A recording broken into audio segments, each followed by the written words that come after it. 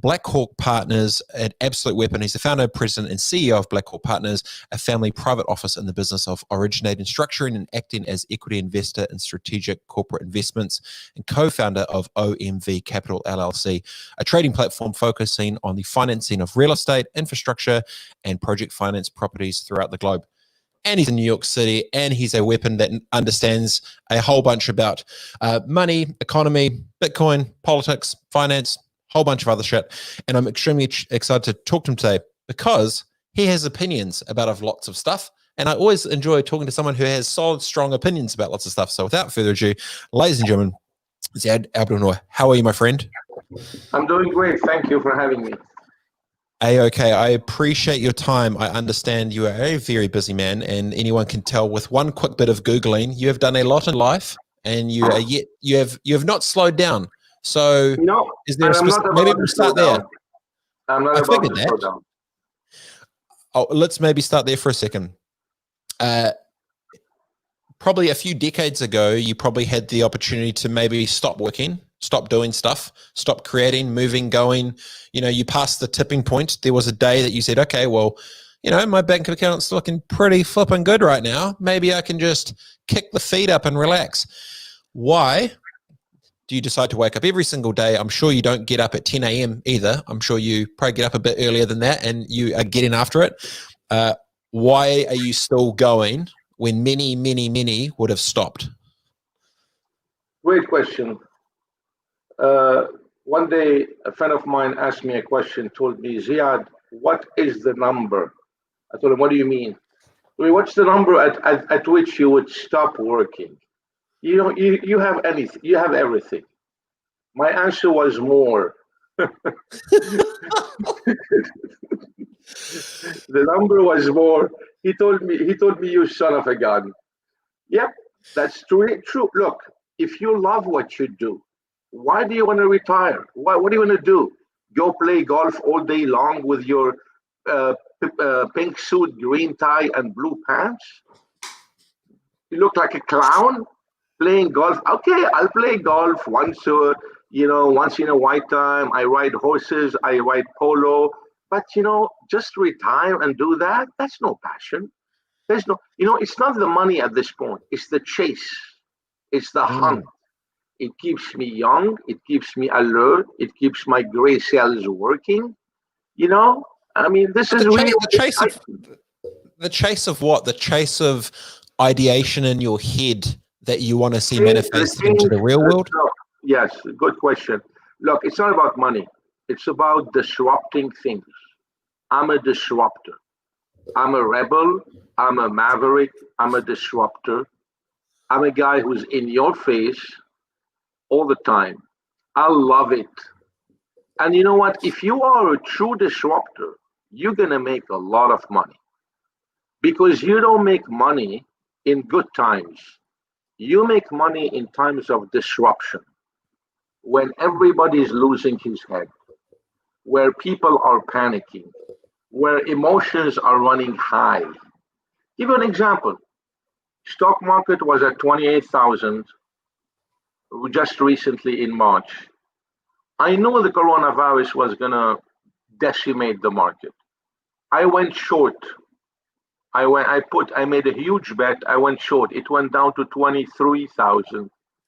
Then at 23,000, I started buying Bitcoins. I went long, massive. They made 5 times your money. So market goes up, market goes down, economy's up, economy's down, President Trump, President Biden, President God knows who, I don't care. You're going to make money whatever happens.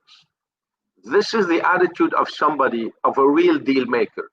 Not, oh my God, the market is down. Oh my God, I should feel depressed. Oh, now the liberals are in power.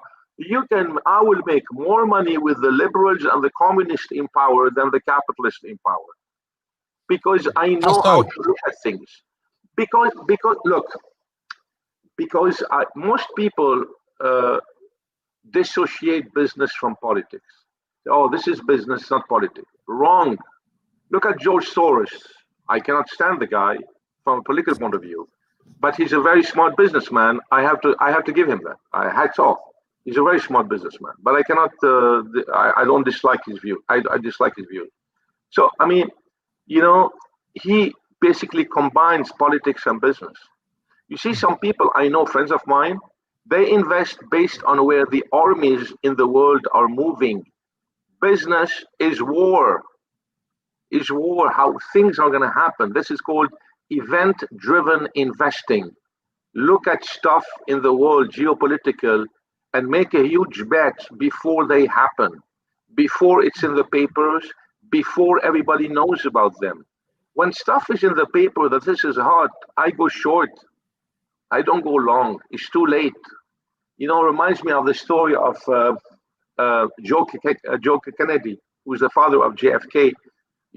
Before the stock market crash of 1929, he went into a cab taking him to a place, and the cab driver started telling him, "Oh, Mr. Kennedy, the stock market. Can you imagine? Are you buying?" He said to himself, Joe Kennedy, if the news came down to the cab driver to go and buy, meaning that's the end of it. He went and shorted the market, made a killing. This is how the Kennedy fortune was made, because of that bet that Joe Kennedy did, with the stock market crash when he went short. That's how smart investors win. There's a lot to unravel there. Maybe we'll start with this. The coronavirus put everything on pause. In New Zealand, and I'm sure in potentially other places, I was talking to a friend who's in commercial real estate, and he's done a lot he's a head of commercial for a big, one of New Zealand's biggest sort of commercial real estate companies. And I said, so what's the action on the ground? And he goes, mate, super simple. Offense versus defense.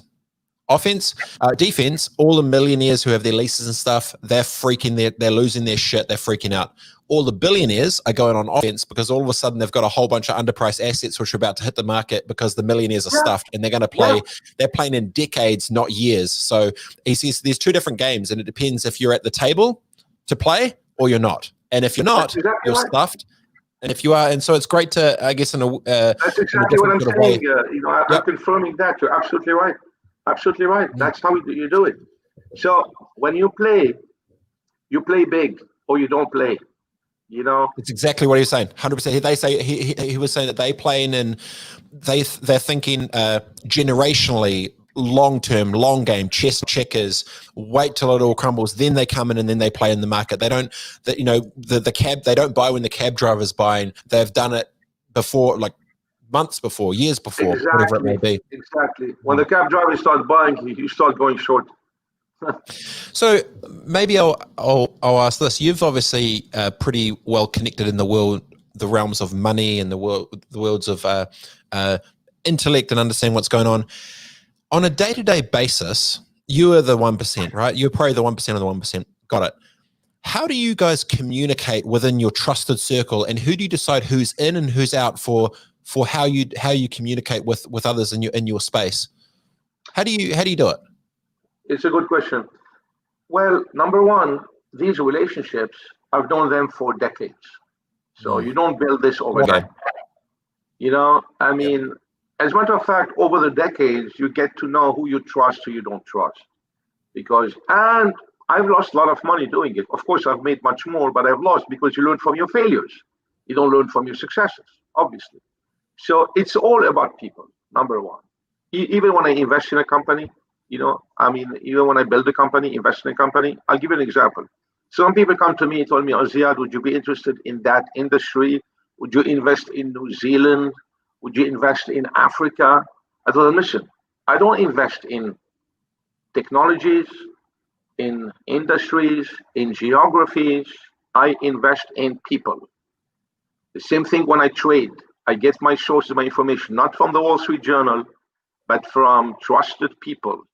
I've invested in more years. I made them a shitload of money, and they made me a shitload of money. So we build this trust, and they're very aware. And I have experts in every asset class: real estate, Bitcoins, technology. You have to develop this network.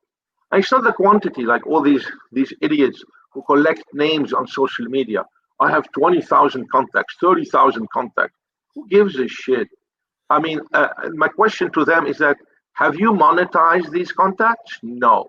I prefer to have 20 top-notch contacts I monetized money with and reliable than have 20 million or 20,000. It's not the number.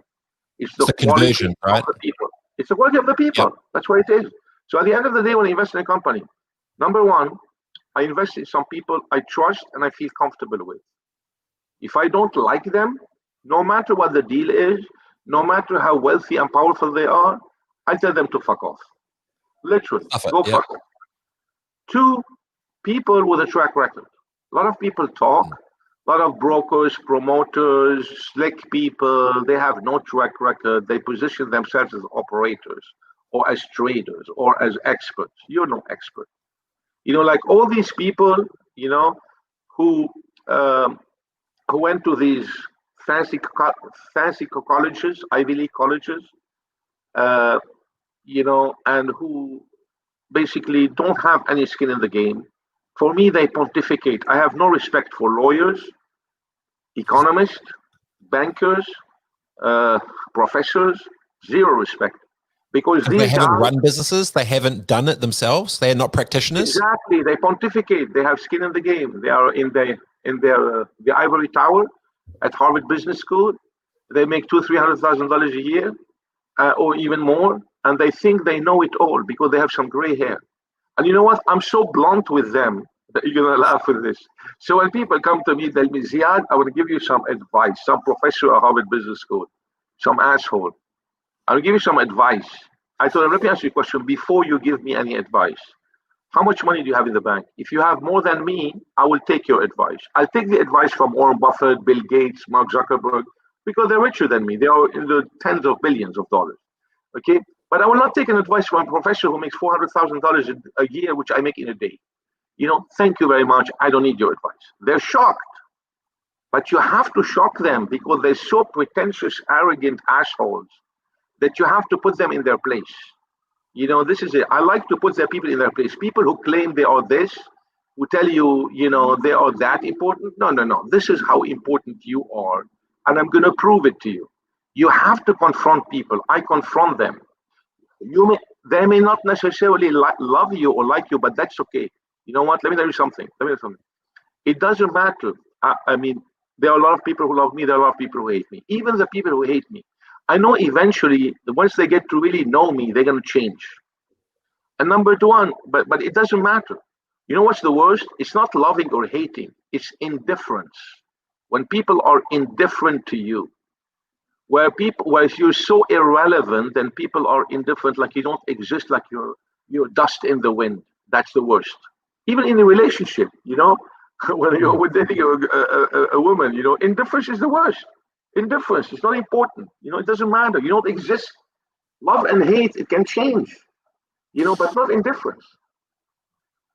What I think is interesting about the headspace of, you respect practitioners who have executed and done. They've been on the battlefield. They've struggled. They've had their skin in the game. They've been there and seen it and done it. And so the filter that others feel of, because I have this title of self-imposed relevance on you, now you should listen to me because I have the stamp. I have the magic dust of brand, right?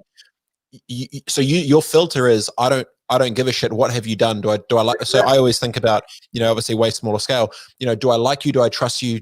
Do you execute? That's it. Yes, if I like you, I trust you, and you get shit done. Yeah. Look.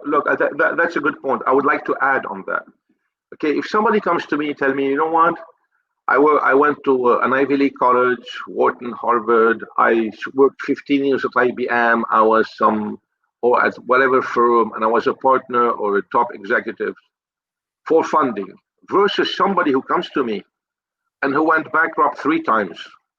I will always back the one who went bankrupt 3 times. And the other guy, I will humiliate him, literally. I will cut his balls and his ego. Literally. Because he's flexing. He's trying to flex with you. He's flexing and he's showing me his thing and asking for a job. If you are so fucking important and successful, you wouldn't be asking for a job. You would do it yourself.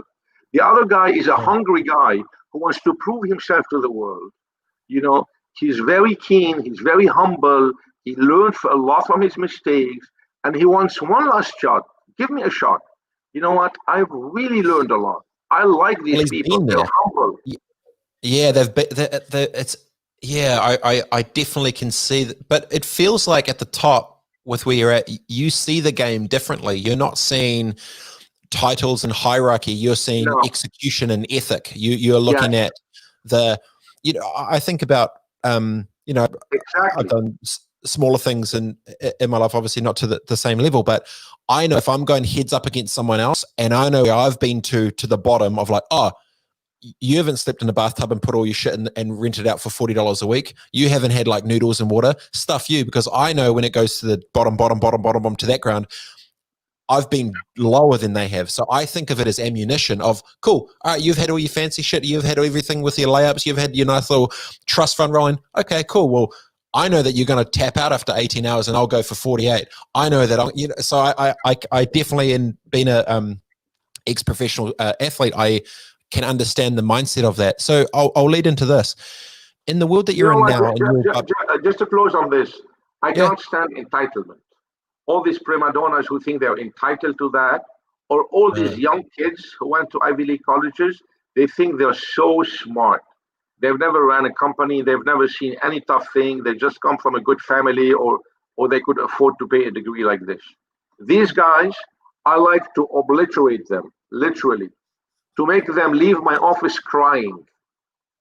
surely there's some good ones in Because there, this is though. I how they're think going to learn. Because this is how they're going to learn. You know, I tell you the difference. The problem is the parents today who teach their kids, especially the kids of this generation, that they are so special and so smart and so unique. My son, he's exceptional.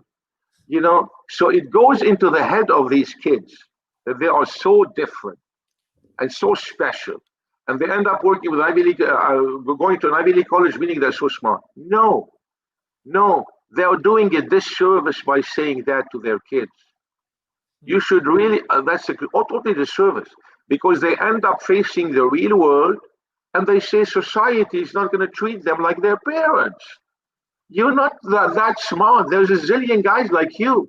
Prove to me that you really are the killer you say you are. Not no because shit. your last name is X, or a big family, like a Biden, like Hunter Biden, this idiot, this fucking idiot, the son of President-elect Biden, total moron, who's so special. There's nothing special. He's a crook, you know, and I can prove it. And if he wants to sue me, let him sue me. I will destroy him. Oh, Literally. jeez. Man, you must have a lot of. Okay, let's zoom out. If I'm an alien looking at your world, do you think more people love you or more people hate you for how blunt you are? Much more people love me. Much more Oh, people well, love me. that's good. No, That's good. seriously. No, but you know what? But I don't care. I don't care. Because what I'm Well, you doing is passed the the point right of thing. caring. Because what I'm doing is the right thing. But I'll tell you what's more than loving and hearing and hating, more people fear me. Fear. Huh. But that's Is that a better fine. driver for you or But love? that's Why fear? fine. But that's Why fine. fear? I'm not running for office. I'm a catalyst. I'm a rebel. I'm a maverick. I'm a disruptor. I'm here to change things. Niccolo Machiavelli, you know Machiavelli, used to say, one of the most difficult things in the world is to change the order of things. Hmm. President Trump changed the order of things. That's why they hate him. All the people who change the order of things are not really, in general, liked, because they're changing the status quo. They're disrupting society. They're putting people outside their comfort zone. It's understandable. It's human nature. Some lobbyist in Washington, D.C., who's earning an obnoxious amount of money for doing nothing, comes new regulation with Trump in power. He put him out of business, literally. You're not needed. All these brokers, all these intermediaries, all this non-essential, these are the non-essential I'm talking about. He's putting out of business. He's not needed. So it's not a question, you know, society gives too much pleasure.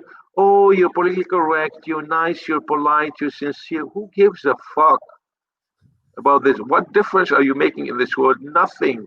You're just a nice puppy. Nice puppy. What a nice puppy. Look at him.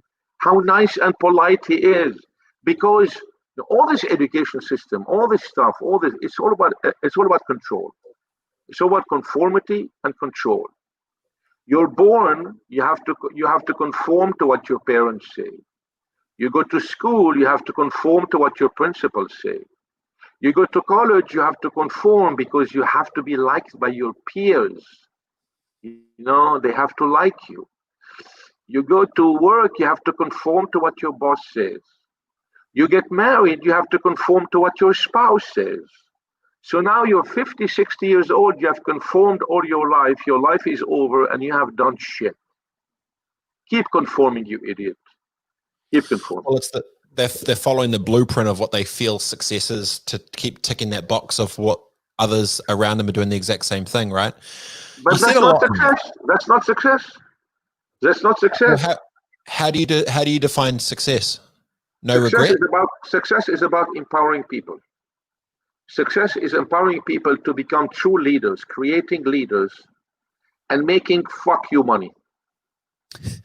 I literally say it. So rewind back. Were you like this with your same headspace, the way you treated, acted, and interacted with others before you had FU money? Yes, because I had nothing to lose. I'll tell you why. Because I had nothing to lose. That's off. Look, listen. Really? I came as a legal immigrant to this country. I had nothing. So I said, I can, and I realized with the days that I can get away with anything because I'm an immigrant. I don't know about your fucking system. Yeah, it's exactly right. So I always, you know what? It was tough at the beginning, but I never adjusted to this. I cannot conform. I cannot conform to authority. I cannot conform to all the bullshit. I cannot conform to a boss, to this, to that. I cannot. This is my nature. It's my DNA. Either you are like this or you're not. So, and I'm imagining with that mindset as an outsider, that was seen as a liability. When you eventually won and then got FU money, that's now one of your biggest assets, because you've won by not being like them. And now you're at a spot, it almost puts fuel on your own fire to justify the reason that you've had that headspace, right? And that approach and strategy. Yes, I've always been the contrarian. Yes, you cannot rise above the pack by being like the pack. I realized this a long time ago. Yeah. And so maybe through that, you said something before, you said, people fear you. Is it the fear of them being potentially exposed because they're not as authentic to who they truly are? Is it fear of the power and influence of that surrounds them? When you say fear of others, what is it in their, I guess, your financial world that you're in?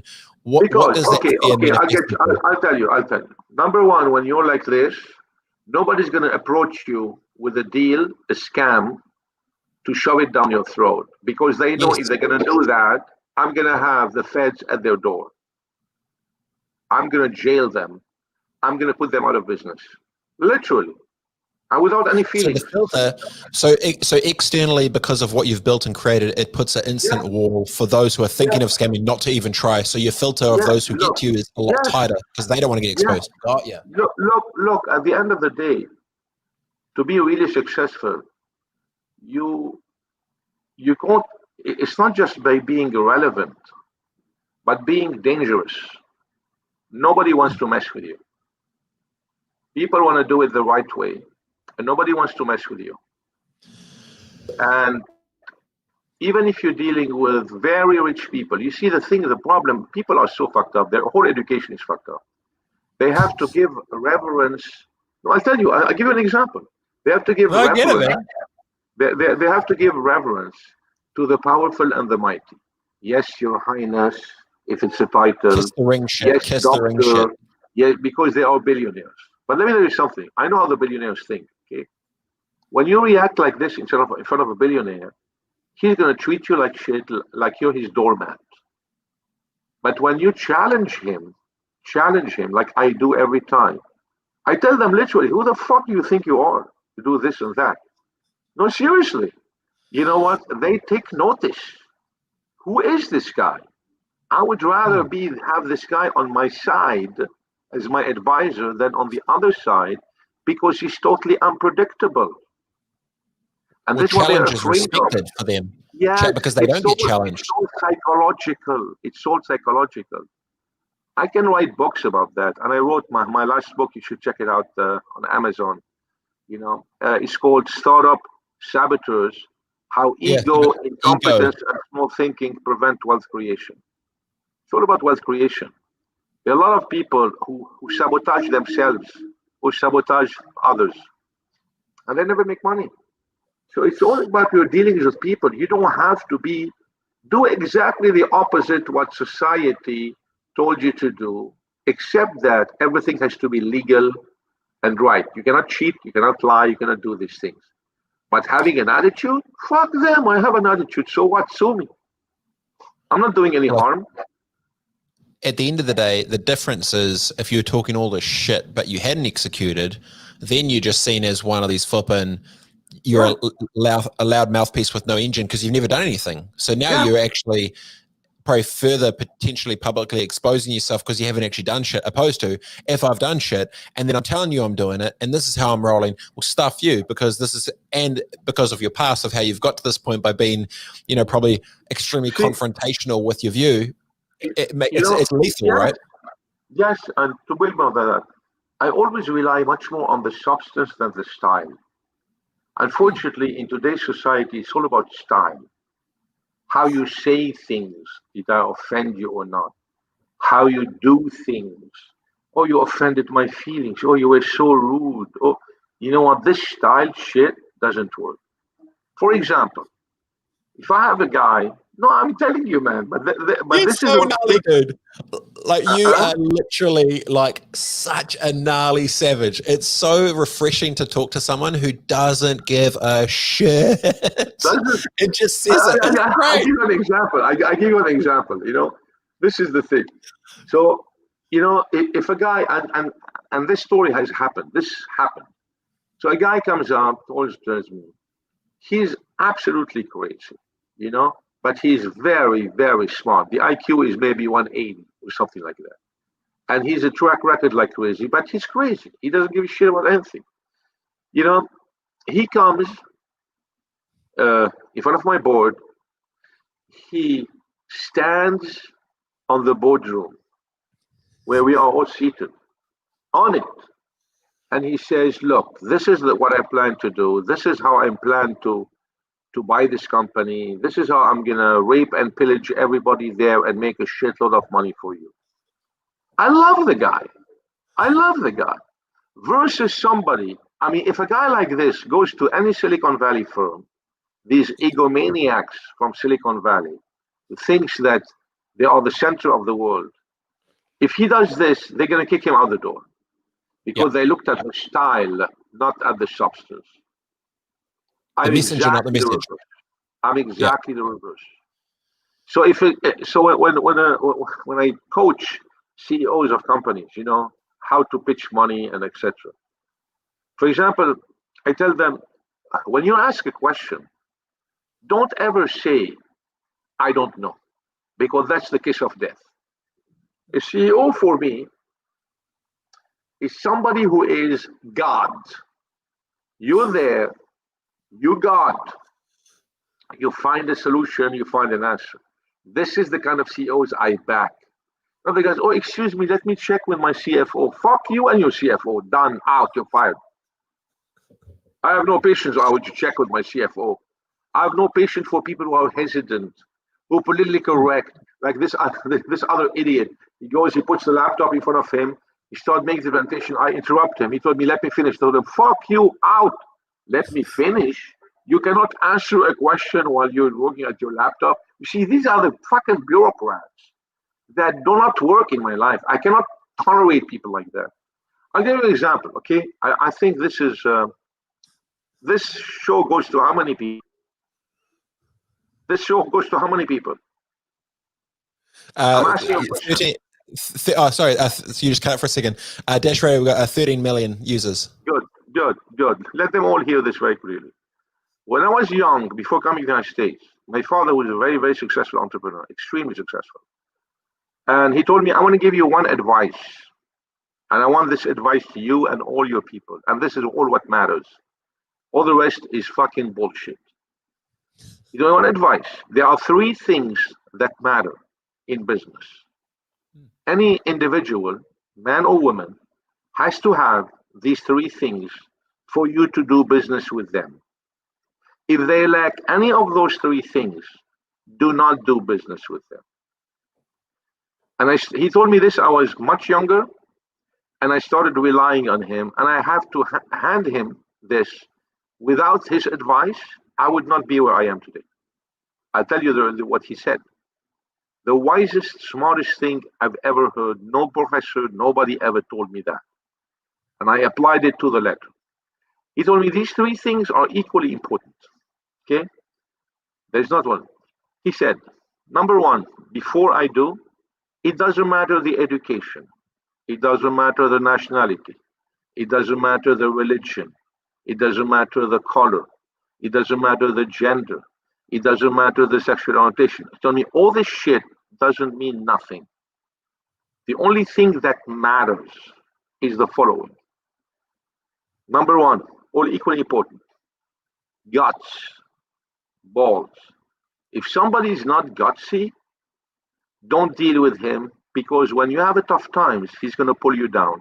It's okay, Ziad. It's your fate. It's Jesus. It's Allah. It's this. It's that. You know, you have to understand. Fuck understand. I don't want to understand. You have to push me if you're my friend, if you're my partner. You have to have more guts than me. Two, brains. If you have the guts and no brains, you're a loose cannon who's going to self-implode. If you have the brains and no guts, you're a bureaucrat idiot who's here crunching numbers like 99% of the people. They can't take any action. They don't have any guts. They're just processors, processing the machine for their boss. So guts, brains, and three, as important, which a lot of people don't have. They may have one and two, but few have the three, is heart, compassion. Yeah. We're, after all, human beings. We're not machines. People with a big heart, big brains, and big balls are unstoppable. Yeah. I would fully agree. You said guts and balls. I just put under as bravery. You know, they've got bravery internally. Yeah, They've bravery. got That's what I mean. Yeah, bravery, brave, guts, balls. Yep. And then the brains, 100%, because then there's the last one of heart, care, and compassion. It's that EQ. It's the IQ and EQ with a set of balls, and you're away laughing, right? Because you have that combination. I know exactly what you're talking about. Those that are extremely brainy but don't have the guts and balls. And I've met a lot of them that work in government or councils or sort of big corporates that are safe. And then on the other side, then you've got usually most entrepreneurs and startups and small business, crazy guts and balls to go and try. Usually, sometimes, maybe not the most IQ because they're so driven and passionate about what they're trying to go after. But then, and then on the other side, which does suck, I see a lot of as well, especially in the charity space and community side, is those that have all heart, care, and compassion, but they don't have the actual brains or commercial intellect to connect the two to actually be able to level up. But I think you're right, because if you've got the guts and the balls of the brains and you care, so you care about the people in community, and then yourself with IQ and EQ, you're caring for others, but then also you understand yourself. Do you think there's an overarching piece of self-awareness around knowing where you sit on both to potentially partner with those that are like, how do you think of yourself first to know what you need to beef up around with your team and stuff? Like, how have you built your team knowing what you're good and bad at? How have you done that over the years? I'll give you an example. I like to give examples. That's the easiest way to understand things. So the way I hire people at Blackhawk, I don't think there's a company in the world that hires people the way I hire them. Because go on. I'm excited to see this. I'll tell you how. Because a lot of people wear masks. They have nice resume. Most of it lies, bullshit. They're all slick, and this is bullshit. I need to know somebody. I need to read behind this. I need to hint behind the facade. How do you read somebody behind the facade and get to know him in the first 2 to 5 minutes. 2 to 5 minutes to vet him. Extremely difficult to do, but you need to somehow front them to put them off their balance so they're not chameleoned out by the copy-paste shell of what they would usually do for I'll tell you how I do it. 2 to 5 minutes. Now, I'm sharing the thing with 30 million people, but I hope it's going to have a huge impact. So before interviewing anybody in the company, they have to pass by me. And if I say yes, then they go to HR, they go to the different partners, etc. But I have to meet them first. I don't want them to sell somebody some bullshit because they're not smart enough to understand them. And there are some very slick people in the world. But you know what? They're not going to fucking outsmart me. So so I asked them one question. And by the way they answer this question, I'll get to know who they are. And it's a very simple question. And it's a question for a lot of people who are not that smart, who would think this is stupid. It's not stupid. It's intended to be stupid. And see how they react. The question is, what pisses you off? Now, think about it 1 second. For all the people who answer me what really pisses them off, these are people with no balls, no brains, and no nothing. Because they're complying, conforming, and trying to please the boss or the employer who's going to hire them by telling me some bullshit artificial answer. This pisses me off, that pisses me off. And that's 99% of the people, they're already out. They're fucking robots. I don't have any robot at Black Hawk. When you are here, you're a Black Hawker. You're no robot. You have balls, brains, and heart from the beginning. For the people who tell me, what kind of question is that, or what the fuck is this question, are the people I look for, I hire.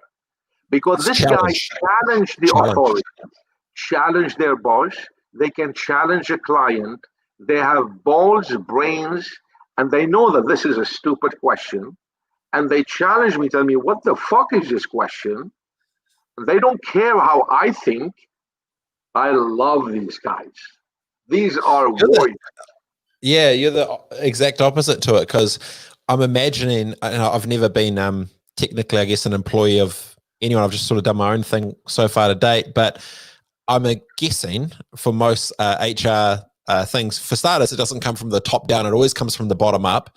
And secondly, I'm imagining it'll be a question of like, tell me about some time that you had a challenge and how you overcome it. Tell me about your biggest strengths and weakness, some shit, right? And then it's just copy paste. You know, actually, I realized something that I hadn't really realized before until probably, it was about 5 or 6 years ago, was that the person that, because I meet everyone, I don't give a shit who, if you're a 15-year-old street kid or a 50-year-old CEO, it's all flat to me. I don't give a shit. It's like, people are people. Do I like you? Do I trust you? Execute. But those that work in organizations have a shell. And usually there'd be a difference between the public version versus the private version. And I would always find that out when we'd be out in the booze, and after like the 5th or 6th beer, then all of a sudden they actually tell me how they think, and they actually are telling me what's up, and I'm like, well, where was this bravery in your 9 to 5 shit? Like, it's two different people. You've got like literally. Totally. I agree with you. I mean, the other people, I totally agree with you. And this is the kind of people I can't stand, where they have a public figure and a private figure. Just be yourself. Just have the fucking balls to be yourself. And you know what? If you ask them what challenges you, they're gonna make up some fucking answer to please you. No. Yeah. My question is even more challenging, because here, tell me what pisses you off. I'm not asking him what challenges you. By the way he responds, he automatically answered that. Not that he cannot make up this question. It's instinctive. It's instinctive. Some people with the DNA that I have are going to say, who the fuck are you? What kind of stupid question? None of your business. And the other is going to say, oh my God, he's going to answer the question. No, I'm looking for every single one of my people are people who are challengers. If I have a 25-year-old guy who can challenge one of my clients, a CEO or a billionaire, if he can challenge me, he can challenge him. This is the kind of it.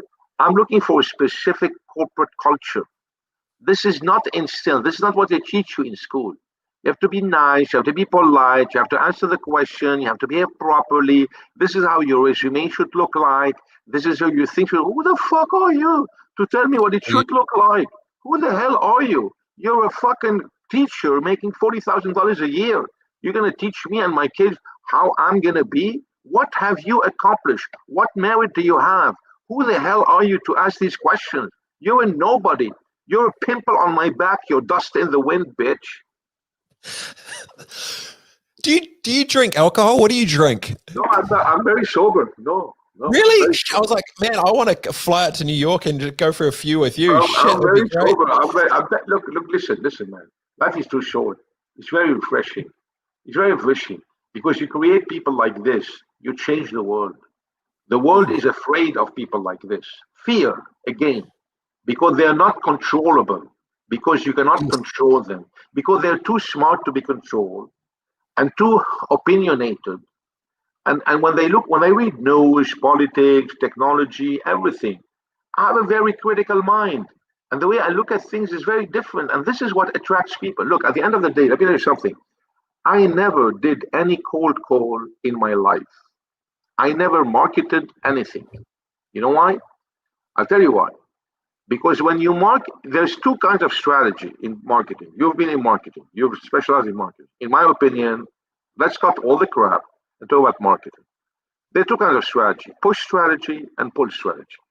Push strategy is the kind of guys who are promoting a service, have services who do that, cold call, boiler room, bullshit. When you do that, you are in a defensive position because the motherfucker getting your question is here a decision maker. He's looking at you like he's crossing his arms, like, okay, finish, tell me. Who the fuck are you, bitch? To tell you. Like, I'm defensive. I'm never in a defensive position. This is war. I'm always on the attack. I'm a shark. I'm the big white shark. And there is the pull strategy. The pull strategy is when I write extensively, blogs, audio, you know that. I mean, all over the place. I only attract people by what I write. If they agree with me, they start calling me, like you did. Self-filtering. Yeah. Like you did. Like tons of people do. You know. And if they don't like me, they stay away. Fine. Get riddance. Get the fuck out of my face.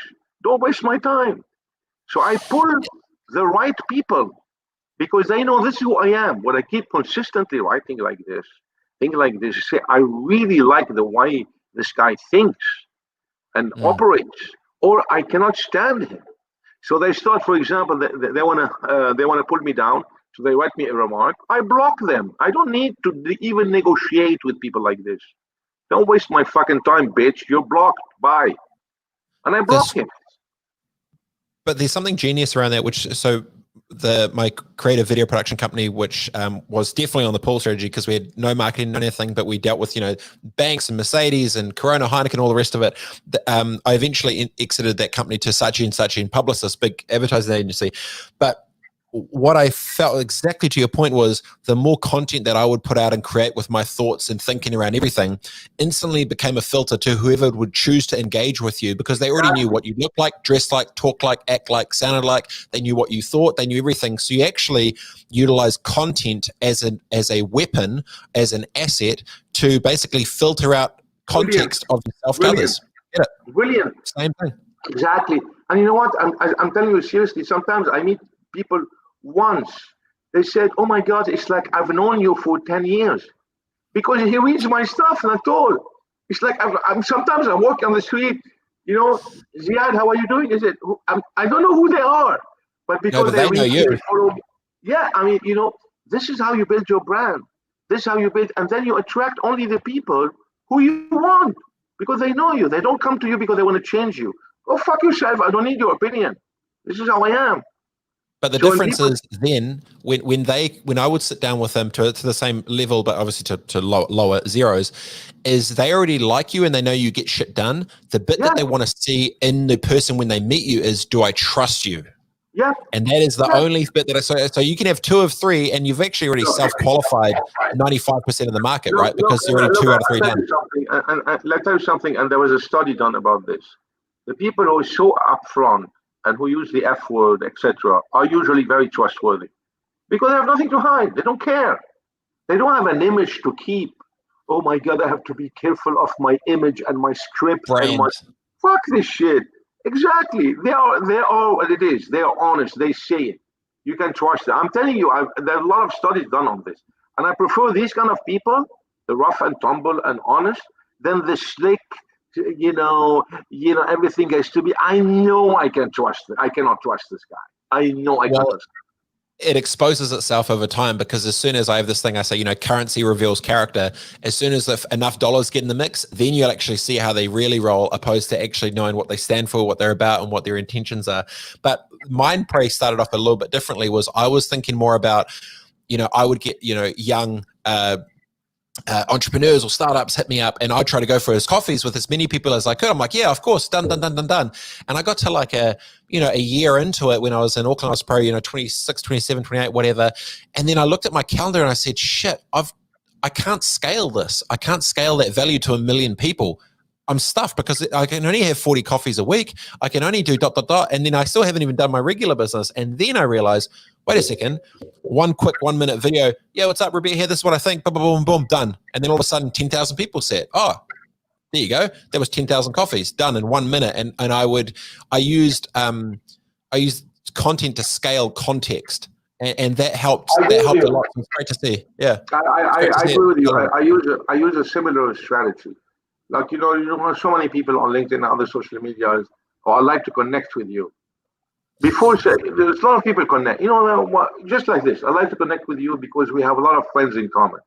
Fuck, what is the fucking reason? Because we have friends in common, they're going to connect with you? What's the rationale here? I know. So I tell them, why? So a lot of them don't even answer, meaning they're full of shit. Or people tell me, I'd like to connect with you, etc. I told them, what for? Do you have anything to offer? Let's go and have a cup of coffee. I don't have time for chit chat. Hold on. Yeah. Exactly. I don't have time for chit chat, cup of coffee and all this bullshit. Tell me something you have to offer, and I will gladly meet you. If you have nothing to offer, there's no need to meet you. Well, it's value exchange, because the same time when you get, like at the moment, my LinkedIn, I think there's about 2,200 invitations. And at what point is it a flood of, like, well, what's the actual value? Is it numbers for numbers' sake? Or exactly to your point before, you're saying, give me 20. I know 20. 20 gives me value. But then it becomes I had 30,000 followers on my LinkedIn. I deactivated it. I started a new LinkedIn account right now. No, I do. I can't handle it. I can't handle it because now I'm not going to exceed 1,000 followers or friends. But I'm going to manage it very quickly. So every time it goes beyond that, I'm going to remove some so that I can keep the number. Attrition. I'm going to keep it to 1,000. If you can manage and monetize properly 1,000 people, that's more than enough. Especially if these guys come in the upper thing, you can do billions of dollars. It's a lot. There's a rapper called Russ who never signed I'm sure you're probably not fully in tune with the hip hop market, but I will tell you, there's a guy called Russ, and he basically said, look, if you've got 40,000 followers and you don't have $40,000 in your bank account, if you've got more followers than you do dollars, you're an idiot. It's true. It's true. But I understand the point of the conversion of community into commerce. So let's rewind back. I'm sure in your world, for anyone that understands finance, obviously I'm not exactly in that world, you would be the exception, not the rule, because you're the 1% that's doing the exact opposite of everyone else. How do you keep your circle tight over all the years when everyone is trying to, obviously I'm imagining 99.9% of people that reach out to you, they want something from you. They want your money, they want your fun, they want your time. Of course. Yes, you're right. So what are your filters in your head? Because you've clearly articulated a strategy of how your content brings in from the pull from the marketing side to build your business. What is your strategy for humans to get close to you, of how there's clearly something of the way you think about it. I'm intrigued to know. Well,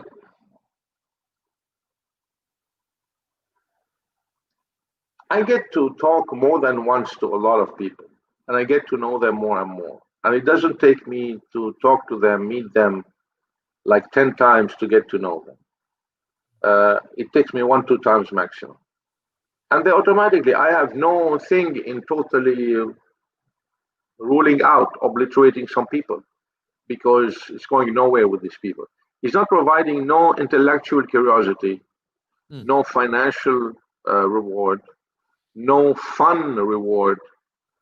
A lot of people, honestly, when you really think about it, have little to offer. Have little to offer. A lot of people. Their company may have to offer, but not themselves. I rely more on the individual rather than the company. I mean, I'll tell you, I go and finance some very big deals. You know, I was looking sometime for a co-investor with me on the deal. Somebody recommended me a big firm. I'm not going to mention the name. So I went to this big firm. There are two kind of people. There one guy who said no, no way, etc. Other guys who said yes for sure. So even in some institutions, there are different people. Who you're dealing with, it's all about people again and again. How do I keep rapport with them? I keep rapport with them by by pushing the limit, by pushing the envelope, by see how they react. I'm looking for real maverick game changers, disruptors like me. If you're not like that, go and find an asshole to play with. I have no time. If people are shocked by what I say, you're not, I tell them this is how the big boys play. You're not big boys material. Have a nice life. No, I need people who are as close as me. They say opposites attract. Fuck that. They tell me, Ziad, you have to be in your groups more, uh, uh, you know, inclusive. I'm not here inclusive. I don't get somebody because of his color, because of his religion, because of his nationality. Because I told you, it's balls, brains, and heart. You have the three, you're part of the group. You don't have the three, get lost. Weapons are weapons, but then it's such a tighter group at the top. So on there, you're talking about relationships. This is all professionally. Now let's flip it the other side. How have you, for as much professional success have you had, how has it translated into your personal life? Do you still have your same close friends from when you're a kid? What's your relationship like with wifey? All the rest of it. How have the two balanced each other out as you've won and won? Have you won on the personal side too? Yes, I have friends and others who've been on me forever, all my life. Day one. Yep. Yeah, day one. And I have friends I have developed over the years. I'm still with them for 20 plus years. That's cool. And I have some people who I just recently met, and I know that they're going to be with me for a long time. For a long time. And others, however, of course, I have some people who, when I was much younger, I didn't know exactly how they were, who they were. I get to discover them later in life, and I dropped them because I outgrew them. It's not because they haven't changed, but I changed a lot. I outgrew them. Let me tell you a story that's going to shock you, and why my fear, my hatred with authority. Why do I hate authority? Why I'm such a rebel? There's something that has triggered that. People are not born like this. There's something that happens in your life, and I'll tell you what it is. I don't care. I'm very secure with myself. This has changed my life.